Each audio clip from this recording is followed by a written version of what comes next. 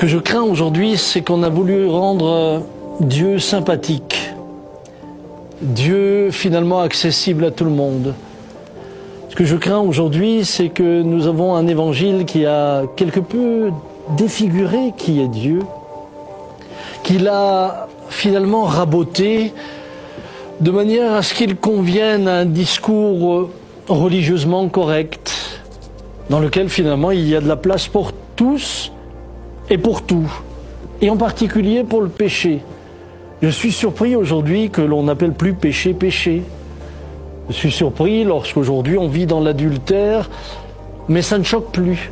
Je suis surpris que la fornication se pratique dans les églises, mais finalement personne s'en offusque. Parfois c'est le responsable des enfants, parfois c'est le leader d'un groupe de louanges, et puis on continue comme si de rien n'était. Nous avons perdu la conscience de la crainte de Dieu, et plus nous la perdons, plus nous sommes dans un évangile qui finalement n'est plus celui que nous avons reçu, n'est plus celui qui nous a été enseigné.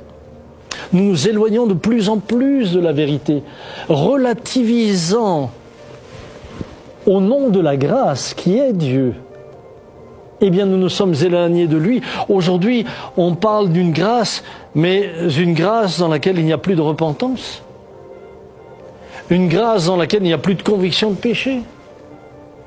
Une grâce dans laquelle il n'y a plus qu'un amour, mais un amour faible. J'aimerais vous rappeler que Dieu est amour, mais tout en étant amour, il est juste. Tout en étant amour, il nous appelle à la justice, il nous appelle à l'intégrité, il nous appelle à la sanctification. Mes amis, lorsque Ésaïe a cette vision, il s'écrit « Malheur à moi ». Alors vous allez me dire, oui, mais mes frères, pasteurs, ça c'est dans l'Ancienne Alliance, c'est dans l'Ancienne Alliance. Permettez-moi de vous lire un extrait de ce que Pierre va vivre dans Luc chapitre 5 verset 8. Nous sommes là dans le contexte de la pêche miraculeuse. La pêche miraculeuse a lieu et il est dit, quand il vit cela, Simon-Pierre tomba aux genoux de Jésus et dit « Seigneur, retire-toi de moi, parce que je suis un homme pécheur. » Soudain, il prend conscience de qui est en face de lui. Mais cette conscience de qui est en face de lui engendre en lui une profonde repentance. « Retire-toi de moi parce que je suis un homme pécheur. » Il prend la mesure de ce qu'il est. Oh, que j'aimerais, que je souhaite, que je prie, que l'Église reprenne conscience de son état pour arriver à une vraie repentance. Nous parlons tous de réveil, mais il n'y a pas de réveil sans prise de conscience du péché.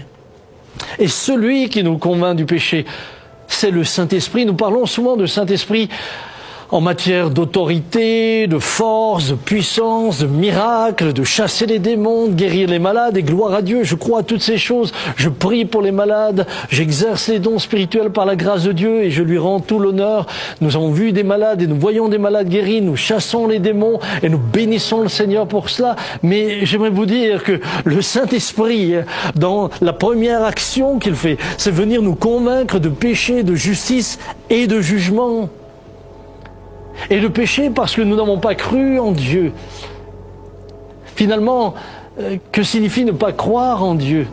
Ce n'est pas forcément ne pas dire je crois en Jésus, non. C'est ne pas réaliser qui il est réellement pour vivre selon ce qu'il nous demande. Vous avez des gens qui disent croire en Jésus, mais leur vie, leurs actions, leur manière d'être manifestent qu'ils ne croient pas en lui. Leur priorité montre qu'ils ne croient pas en lui. C'est pourquoi je reviens à ce que dit Pierre. Pierre ne se sent plus digne dans la prière.